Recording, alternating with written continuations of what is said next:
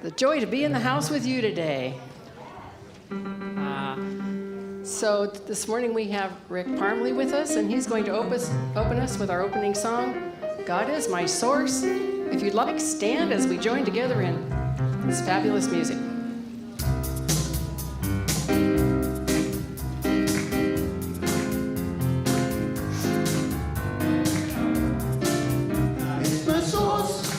God is my power. God gives me everything I need. So I give thanks to God my blessings. God gives me everything I need. Love is my source. Love is my power. Love gives me everything I need. So I give thanks for all my blessings. Love gives me everything I need.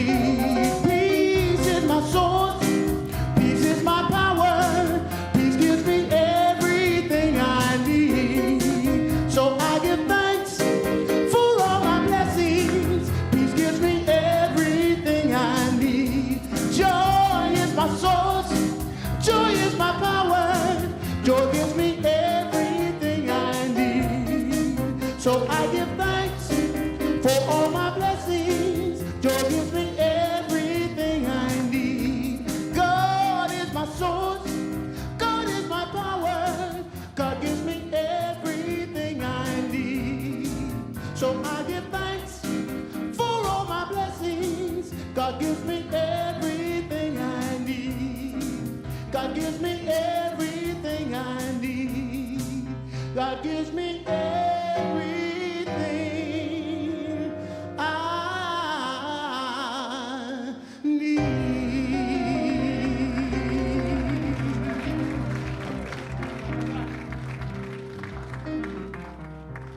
Thank you, Rick and everyone. And welcome to those of you online. It's just simply a joy to be here in spiritual community today. And I am, inspired, prayed up, excited. It's been a fabulous week. I hope it has for you. How's your week been? Is it good?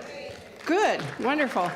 I'm teaching this class now, exploring the roots of science of mind. And when I read about the healings of some of our great spiritual leaders that influenced Ernest Holmes, I just deepen my awareness of the power of prayer. So we come together on Sunday mornings to discover even more deeply, more fully, that we are divine, that we see the divine everywhere we look, that there is God and only God in all, and we are one in that presence, which is love, which is peace, which is joy. I also gave a presentation to the South Coast Interfaith Council this week on Thursday evening. It lasted an hour and a half. Fortunately, I didn't have to talk that long. My part was about 35 minutes, and then there was an hour of questions and answers. It was fabulous. If you want the link, ask me, and you can go watch it. They tape it. It's out on the internet. So it's fun just deepening back into what we believe, which is what I was doing Thursday, deepening back into our organization and the difference we're making, touching lives. So I just want to thank you all for being here and being part of that. We are transforming our own lives and bringing peace to the world, creating a world that works for all. So thank you for being here. And now, our beloved new president of our board, Mark Ruth. Has some announcements for us. Thank you very much for that. I don't know if the other board members did that because they like me or because they don't. So a welcome and a good morning to all of you here and on streaming. I got today's announcements for October 1st. Today we are having a town hall meeting after service in Richelieu Hall. Join us for important updates about all that is going on at our center. We are also celebrating Dr. Moira's anniversary. There will be cake and all are welcome. A big thank you to Candy Kavanaugh and her sister Laura Boreta for an amazing, fun, vintage tea party. I hear it was a lot of fun, and I did see the decorations, and they were just absolutely amazing. How many people were here for that tea party? Did you like it? Yeah. Okay, thank you very much. We have one more Divine Dining event. The highest bidder gets a date night for 2 dinners. So it's a $100 Visa card and a concert. See the activity table in the lobby for more information. Bidding closes on that one at 12:15 today. And then right afterwards, the town hall.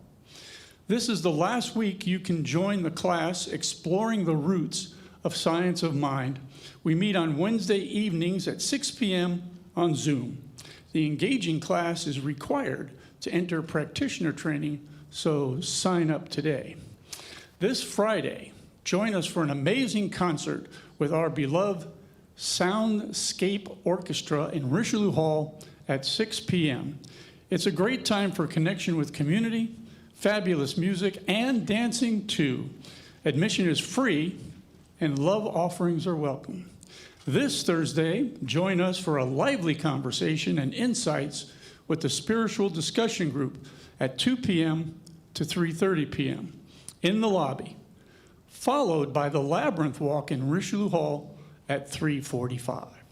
Our men's spirit group meets on Monday at 7 p.m. in the lobby. All men are welcome. Our women's circle meets next Sunday at 12:30 in the teen room. See the back cover of your program for our 2 book studies and other events, and check out our activity table in the lobby.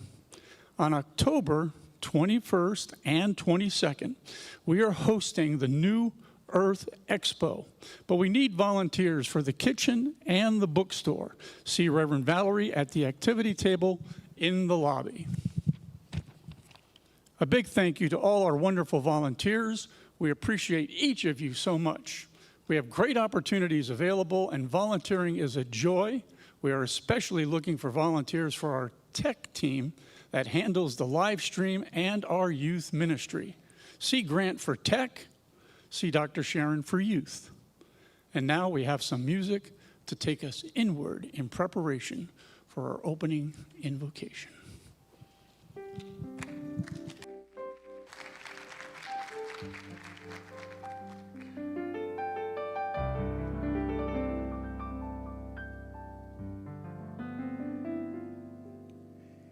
Be still and know that I am God. Be still and know that I am. Be still and know that I am God. Be still and know. Be still and know that I am God. Be still and know that I am. Be still and know that I am God. Be still and know I am open. I am open. My heart is ready to receive. I am open. I am open. My heart is ready to receive. I am open.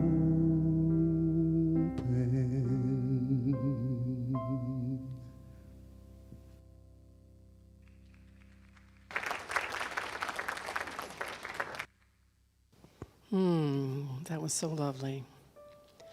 So just join me in sensing into that opening to the divine, to the light, to the life that is peace, grounding peace, that is abiding love, love in, through, and as all that is, my being, every single person, all of life. This presence is present, always creating. It is the presence of the beloved.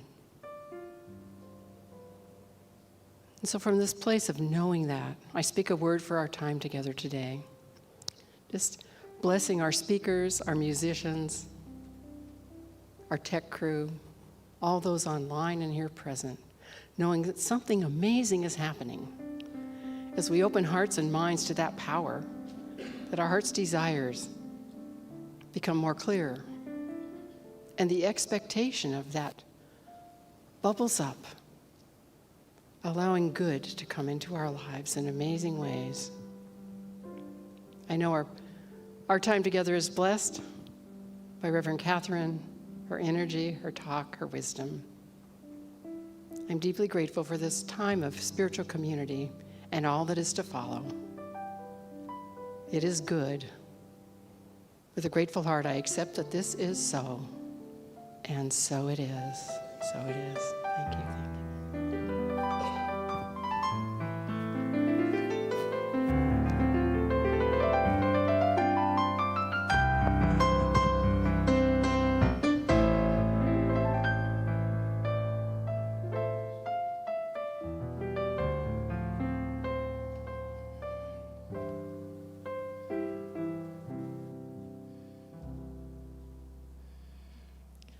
Morning, everybody. Today's talk by Reverend Katherine is titled Everyday Paradox. And I wasn't sure what they meant, so please enjoy my rendition of it. The Oxford Dictionary defines a paradox as a personal thing that combines contradictory features or qualities, a seemingly absurd or contradictory statement, or a proposition that, when investigated, may well prove to be true. When I read Reverend Katherine's talk for today, title, I thought, oh my gosh, Gilbert and Sullivan. A paradox, a most ingenious paradox, and it stayed in my head for days. And for those of you that don't know about it, young Frederick, he'd completed his 21st year on Earth, and he was sort of adopted for another apprenticeship by a bunch of pirates, and they were nice pirates. And then he meets Mabel, one of the Commander General's daughters, and they fall in love. And he's very excited because when he turns 21, for his 21st year on Earth, he thinks he's going to marry her. But the term of his contract said for his 21st birthday. He was born on February the 29th. So when the lawyers got involved, he found out he was still serving an apprenticeship for the next 63 years. Unlike an opera, this doesn't end in death, and it has a happy ending. But it is a paradox, a most ingenious paradox. Is he 4 or is he, 21?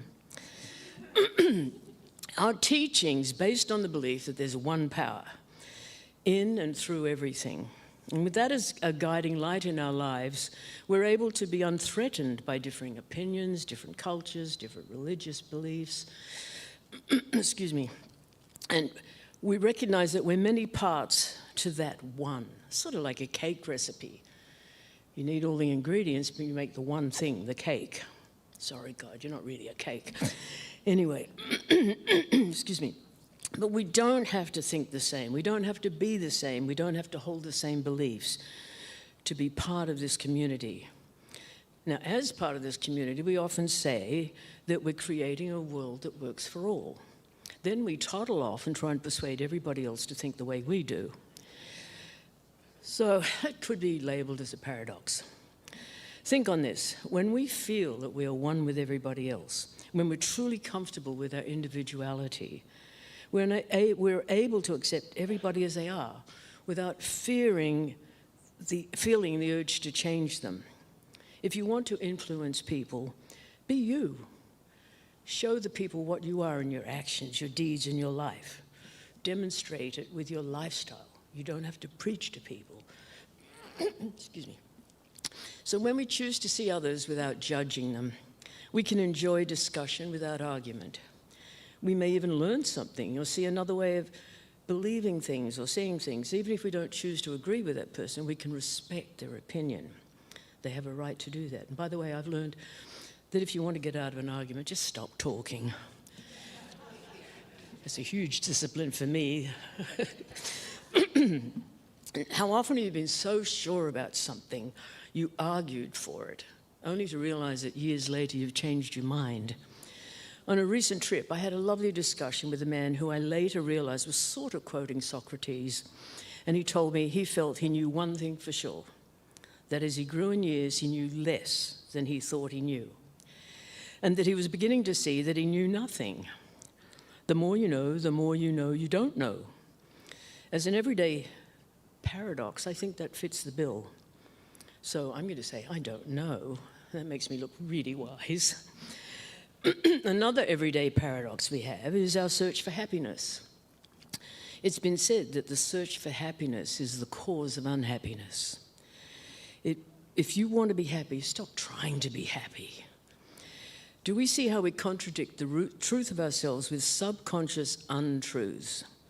We have the power to choose what we'd like to change in our lives. That's why we do what we call treatment in this teaching, to treat those beliefs that contradict what we might call our operating systems, to heal those deep inner beliefs that sabotage us, to be aware enough to change our language after the words that follow I am, so that they all reflect the truth of us rather than the facts as we see them in the moment.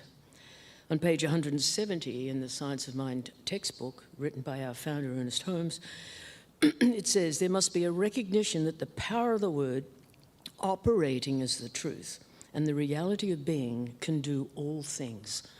So declare with me, my power comes from within. I honor that belief with my thoughts and actions.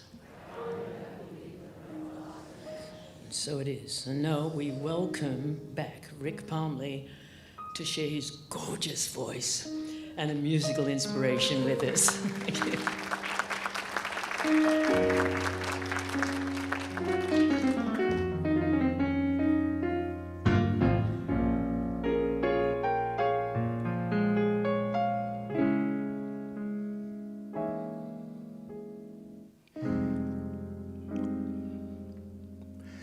Undying love you've given to me, seen in me things I could never have seen.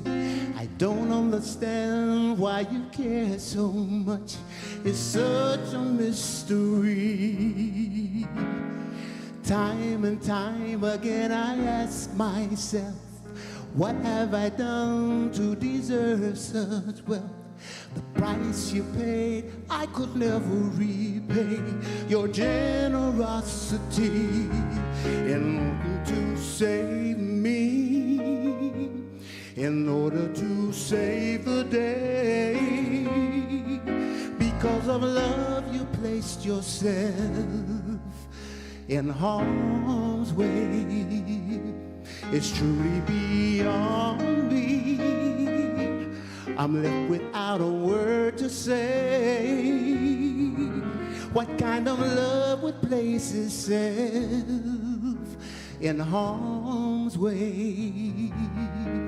What kind of love would place itself in harm's way? When I was down, you came and lifted me. When I was bound, yes, you set me free.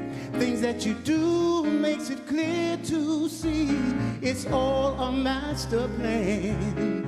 Oh, no greater love that I come to know. And when I refuse, you still love me so. With open arms, you came and rescued me and erased all the pain. Yes, all the pain in wanting to save me, in order to save the day. Because of love, you placed yourself in harm's way. It's truly beyond me. I'm left without a word to say. Because of love, you placed yourself in harm's way. Because of love, you placed yourself and risked your life for love's sake. It's kind of love just takes on all the blame. It seems to be so easy. It hurts sometimes, but you'll never let go. Your will to love, in spite of all, you know, in wanting wanting to save me in order to save the day. What kind of love you place yourself in harm's way is truly beyond me. I'm left without a word to say. What kind of love will place itself in harm's way? What kind of love will place itself in harm's way? What kind of love?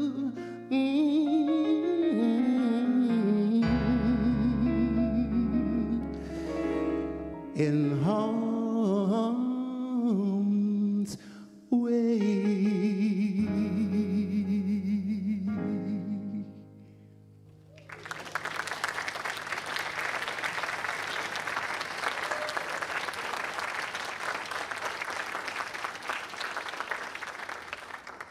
Rick, that is wonderful, and I am so glad that you're here. Thank you so much for your music. I am rising today, first of all, with my props, to thank again Candy and Laura for the wonderful divine dining experience yesterday. I was here, and I actually thought about wearing the hat that I wore and the purse that I carried, but I decided to spare you that. But I will show you one of the favors that we got as a fan for At Our Place. The love and the beauty and the joy that they brought to all of us just almost takes my breath away, and I wanted to convey my own gratitude for what they're doing. And yeah, yes, thank you, please. It was amazing. And the day was not over for me. I had about an hour at the end of that day, and then I went to this lovely party for Judith Crosby yesterday. Would you raise your hand, Judy? Judith Crosby has been a part of this center. Well, if I've been here forever, she's been here forever and a day. And she has given so much to this center. And I know you've seen her, but now you know her name. It was a going away party. And she is moving on to another phase of her life that she's deciding to do something different and go back home. And I'm honoring that. But if you see her in the lobby, you might want to say hello. I first met Judith, that I recall, when she was the leader of the Business Women's Group, which we had back then. And I had asked all the groups of the church if they would contribute an activity for Family Fun Fest, and the women's group did hula hoops. And so my introduction for Judith was hula hoops, but it spanned these decades. She's a generous, loving person, and I honor your presence. So everyday paradox, goodness, I loved everything that Reverend Kathy had to say. It was divine. I think of a paradox as a simpler explanation, but it's really a statement that is self-contradictory, or an experience or an argument, self-contradictory. And the classic paradox is said to be a sentence. This sentence is false. So you think about it. If it's true, then it's false. And if it's false, then it's true. It's the classic, as it's called. But I'm talking about something that's much more meaningful to Sides of Mind today. And I'm leading with something from Ernest Holmes that actually encompasses the joyous experiences I had yesterday, both at Divine Dining and at Judith's party. And Ernest Holmes says, when life created us, it gifted us with the two endowments of God, which are love and creativity. Love, so that we have confidence in life and peace and joy, and creativity as a way to express ourselves. And do you see how both of those ideas are encompassed in at least my experience of yesterday? So it seemed like a grounding way. A paradox is really an amazing concept in that we're having to hold contradictory things. And those of wonderful ministers and volunteers who come together to bring up the global themes that we are going to use had as the theme for the months of October, the paradox at play. And the idea is that it is a way of grounding ourselves in the science of mind in a way that may help us to understand. It's called a paradox mindset, that we come to look at things like, oh yes, I see that. And so Ernest Holmes says, and I read a lot of this book this past week, and a book of his titled Living Without Fear. It may not be a book that you're familiar with, but it is a compilation of things from his earliest times, and I accessed the book online. It is at the Science of Mind archives, which any of us can access, by the way. And I accessed this book, and he begins in this book talking about when we approach the science of mind and using it for our everyday living, we need to approach it without a sense of the science of mind is abstract, it's deep, it's intense, and having a problem with that we need to understand that the science of mind can be embraced in our understanding. And then he goes on to talk about, in this number of pages throughout the book, that we need to be open-minded. Open-minded. That when confronted with something that we don't understand, that we don't reject it, that we step back and take a look. And I was catapulted back decades ago. My husband gave me a book that Edgar Cayce had written. Now, if you know my husband at all, and from men's group and other discussion groups, he's a big fan of Edgar Cayce, and he gave me this book to read. And it was before we were married, and I married him anyway. And he was before we were married, and I was only about 5 at the time, because we've been married 50 years. So I read this book, and I don't remember a lot about it, but I remember this one phrase. Every word that we say is a prayer. Well, let me tell you, I was not open-minded. No, everything I say is not a prayer. It's not. I argued with it in my mind, in my own mind. And why? Because I knew that it was true. I just didn't want it to be true. I'm not going to say that was my first paradox, but it absolutely was arguing against something that was right there in front of me. Every word you say is a prayer. And so fast forward back to when Ernest Holmes is writing, he's recognizing this idea of how we are not always open-minded, that we need to come to this idea with an open mind, yes, but to recognize that there are things that we may not know about it. He says that in seeking answers to questions and in answers to problems, we need to know that there is a solution, that there are answers. We just need to know. And when we are confronted with an idea that we argue with, that sometimes we have to just simply recognize that we waste time arguing over things that can't be explained. I was laughing about this with a conversation with my daughter about my granddaughter, her daughter, who was saying these very emphatically, but saying these nonsensical things. And so we're wondering, where does she get that get that kind of thing. But I was literally reading that sentence. We argue too much about things that can't be explained. Whether we're talking about toddlers or we're talking about more profound things that confront us, like every word I say is a prayer.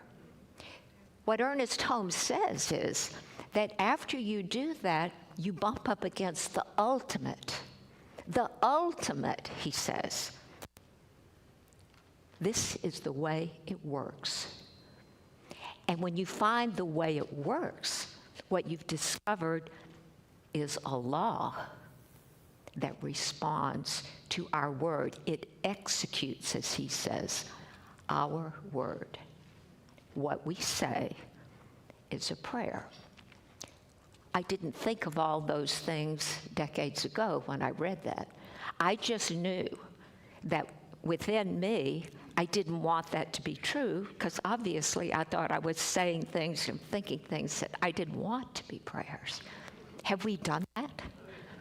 Have we done that when we come up against that everything that happens to us is a reflection of our consciousness? No, I never did that. I know that I didn't bring that on myself.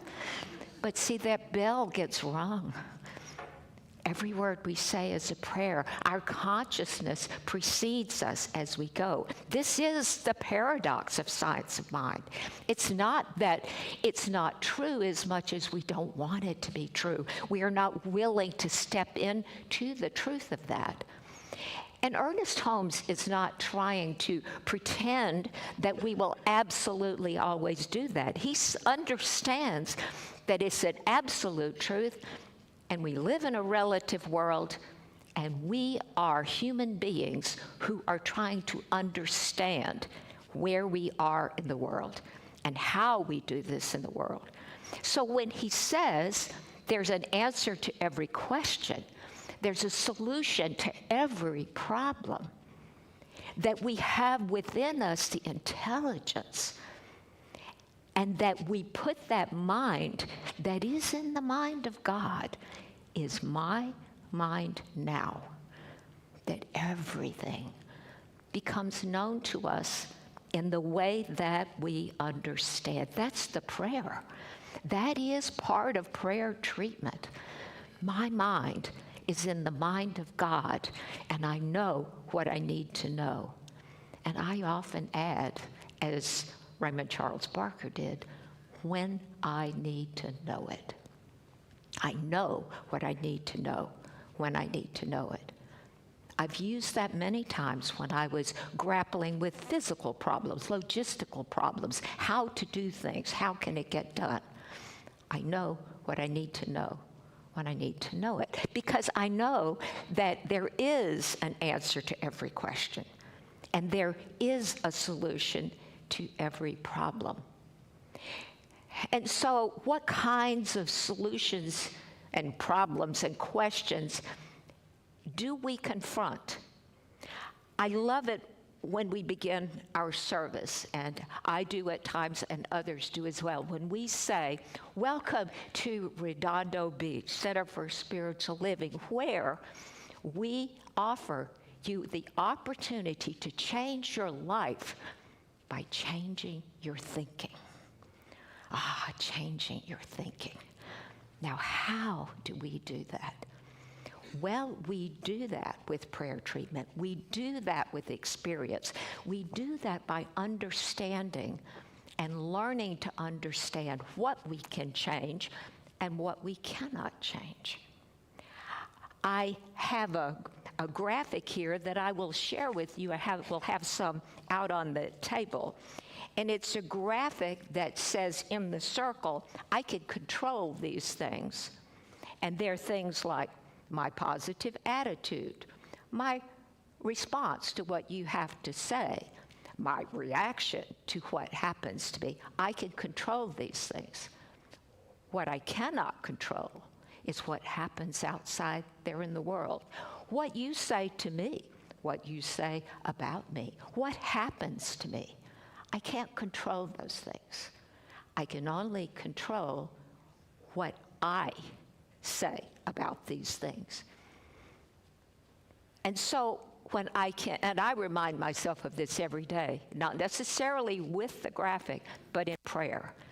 I remind myself of what I can control, and I invite that spirit of inspiration to move through me and keep me in that space where I always respond with love and creativity, as Ernest Holmes says. Love, which is confidence in life, so that I know that I am ready. And creativity in that I allow myself to be inspired to say, to do, to be the thing I want to be. I'm also reminded of the serenity prayer that many of you may be familiar with. It's very similar to what I'm saying. I accept the things I cannot change. I have the courage to change the things I can change, and the wisdom to know the difference. And that courage, it seems to me, comes from what Ernest Holmes says. When I know that life gives me the confidence to be what I need to be with peace and joy, and expressing myself and allowing that wisdom to move through me is how I discern that this is not mine to do. I only am responsible for what I think, and I can control the way I think. Now, I know that we are confronted at times with ideas, with reactions, responses that make us think that we're not actually thinking. It's just happening to me. I'm angry at what you said. He made me angry. She hurt my feelings. What they said really, it just upset me. But that's irrelevant. Those are the things I cannot control. I can only control how I choose to respond. And at the very least, can't we just say, well, isn't that interesting? Wow, I've never heard that before. And give yourself time to catch up with yourself so that you do respond in love. And that is what we grow in every day by using this teaching, by practicing all of those elements. And I know so many of us do it. We do it every day. We do it as part of service that we give. I personally believe that I've learned as much through service, volunteering, and doing as I have by actually doing in the being into the books and that sort of thing, the classes. I've learned by service. I'm not sure how it happens exactly, except that when you're serving and when you're doing things, you take your mind off yourself, and your mind is on the giving part of it. And I've speculated that that's the reason. But one day, I remember, I think it was especially after kind of a long day of doing, I came to realize how good I felt. And that feeling was because of the giving of time and the giving of life. That's how it affected me. So if you're even thinking of volunteering for something, explore that. It's such a delightful way to be rewarded in understanding the teaching. And so in closing, I want to share with you the idea that this teaching is the most amazing thing for me. And I know it is for everyone who practices it. And as I step into this idea, I trust Ernest Holmes when he says that I don't want to argue with things that can't be explained. I want to understand this circle of mine that is within mine to do. Does that mean that I don't get to express what I think? It does not. because I get to say that I believe this, and I expect this, and this is what I know for me. I can do that. What I never want to do, and I don't want to think, is that what you think is not something that I need to concern myself. What is it Terry Cole Whitaker said, what you think of me is none of my business. And so I think that adopting that attitude, not just what you think of me, but what you think of the world, if it's different from what I think of the world, it's really none of my business. I think, and I'm perfectly willing and have the courage, because I'm confident in life enough that I can have the courage to stand in my own beliefs. And that is the way I want to be in the world, always, and true to that. And so the paradox in that is whatever struggle we have to be in that right space, so that it's not really contradictory, except that I accept the differences. I expect the challenge in the way that it is. And so I take a breath, and I know that all is well in this world, and all is well in my world. Life is a paradox. Ernest Holmes said, "The riddle of the universe is a paradox," and that we are here knowing that every question is its own answer, and every answer is found in the question. That is what he had to say, and I accept that in an everyday paradox way, and so it is.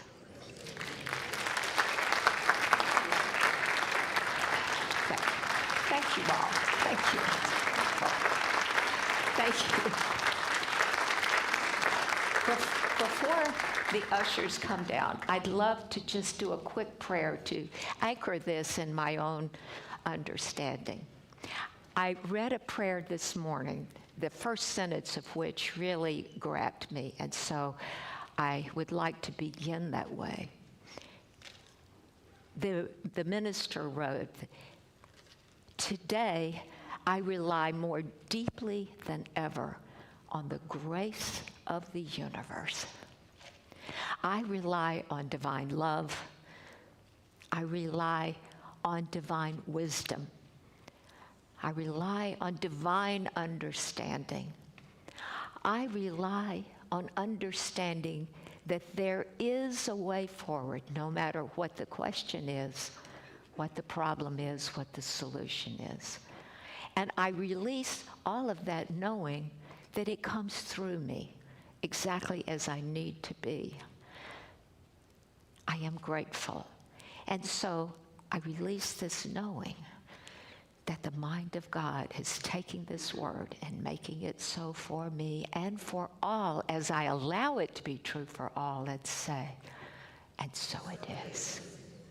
So we are going to have again the wonderful, wonderful music of Rick Parmalee.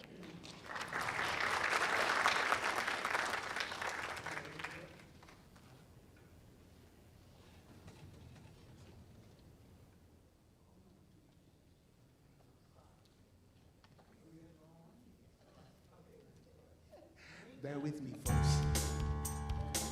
I want to tell you a little something about everyday people.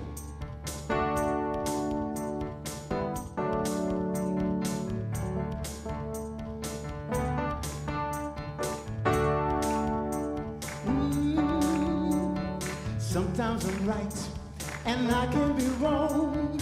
My own beliefs are in my soul. The butcher, the banker, the drummer, and then it makes no difference what the group I'm in. I'm everyday people, yeah, yeah. There is a blue one who can't accept the green one, for living with the fat one, trying to be a skinny one. Different strokes for different folks, and so on and so on, and Scooby-Doo. Ooh, sha-sha.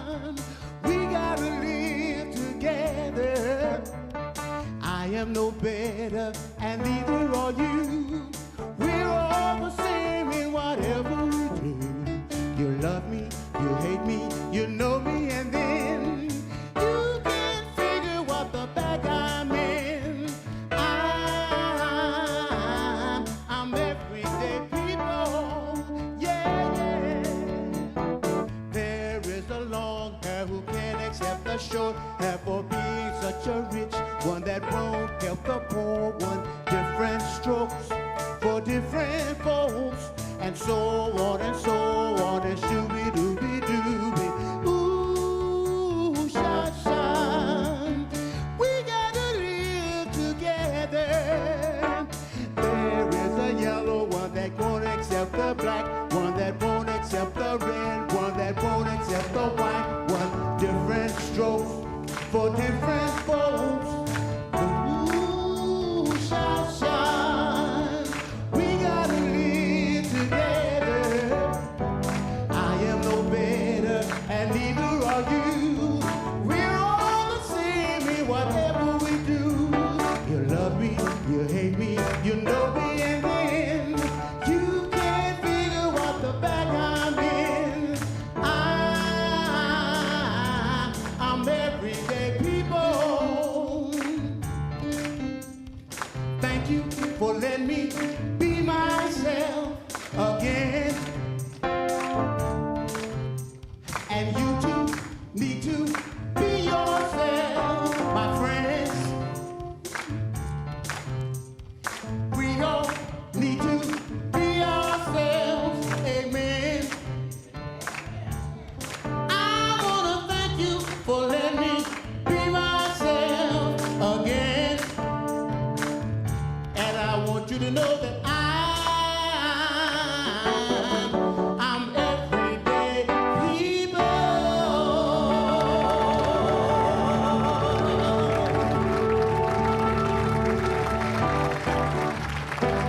Everyday people. All day, every day.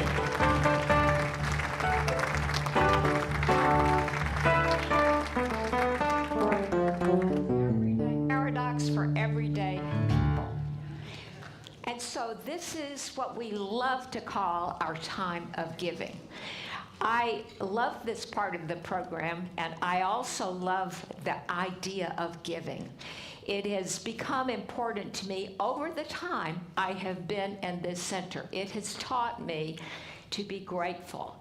And this giving and receiving is absolutely a circle. It has been demonstrated to me so many times in my own life.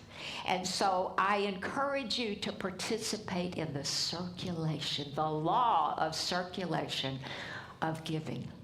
So as we come together, let us say this affirmation. Divine love consecrates my gift. It goes forth to heal, to bless, and to prosper all those who give and all those who receive. I rejoice in the sharing of my good, and I release my gift with love, and so it is. For me, gratitude behind me, gratitude to the left of me, gratitude to the right of me, gratitude above me, gratitude below me, gratitude within me, gratitude all around me. I'm so grateful. I'm so grateful. I'm so grateful. I'm so grateful. I'm so grateful. I'm so grateful. I'm so grateful. I'm so grateful. I'm so grateful.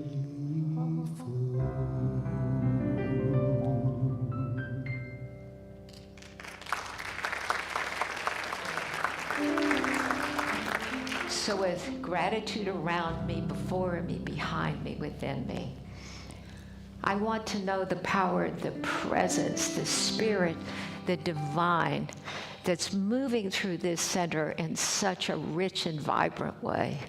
It's making itself known in every heart and every mind and every being. And I know that everyone who wants and needs and longs for this presence within them is rewarded in such a rich and vibrant way.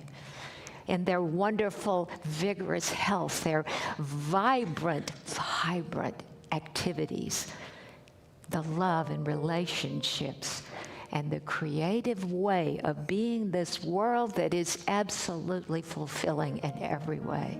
It is the teaching that when we speak our word, it comes back pressed down and overflowing as we give of ourselves to the universe and give of our being. And so I am simply grateful, and I know that this word is absolutely done. The creative process is taking it and being in every heart and mind as we say together, and so it is. So as we rise for the congregational song, the practitioners and the ministers are going to come forward. They are here for you to be able to pray with them, for them, and through them. It's such an important part of our service. It's an important part of your life to be in this space right now. So make use of this divine gift and be a part of this as we sing this peace song.